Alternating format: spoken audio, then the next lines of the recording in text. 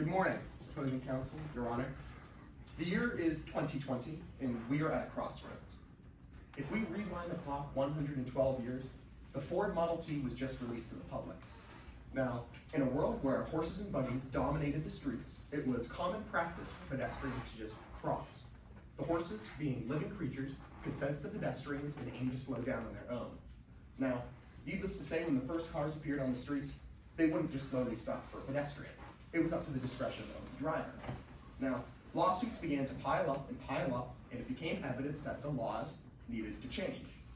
In today's world, the idea of crossing the street and not looking both ways is ludicrous because our society has risen up to face the challenge.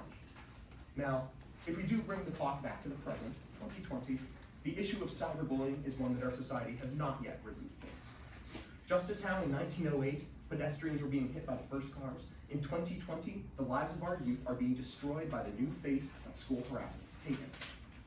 That is why we are here today, ladies and gentlemen.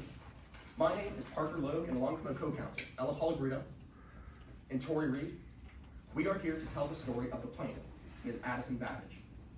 Now, Addison was a promising young high school student whose life was crippled by cyberbullying. In the years of 2017 to 2018, she faced a never-ending onslaught of school harassment. She sought help, but received none. Her mental state deteriorated, but she received nothing. It culminated in a complete mental breakdown where she destroyed equipment in her school. Now, there's one obvious question to be brought from this case.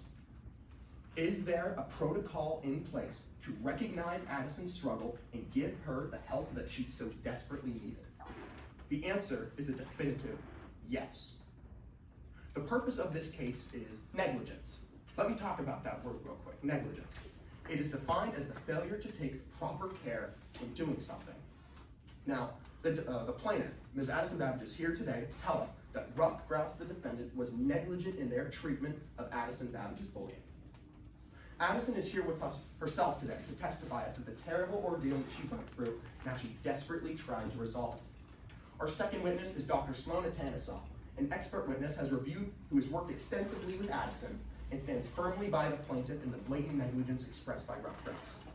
Our third and final witness is Mackenzie Zeus, a former teacher who has seen the protocols and policies in place at Ruffed Grouse.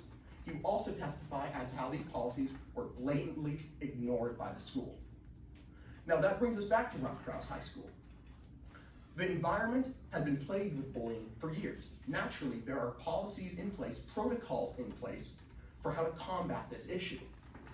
Unfortunately, they were ignored by the school. They had everything that they needed. Addison will testify today as to how it was reported to the high school over 5 times the exact location of this bullying, where it was going on, who was doing it, and they did nothing. Now, the purpose of this case, it is a civil trial, so all that is required is a preponderance of evidence.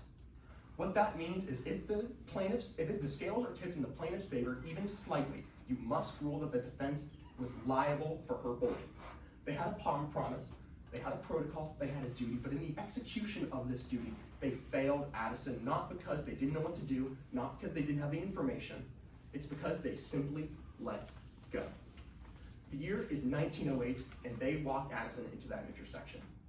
Thank you.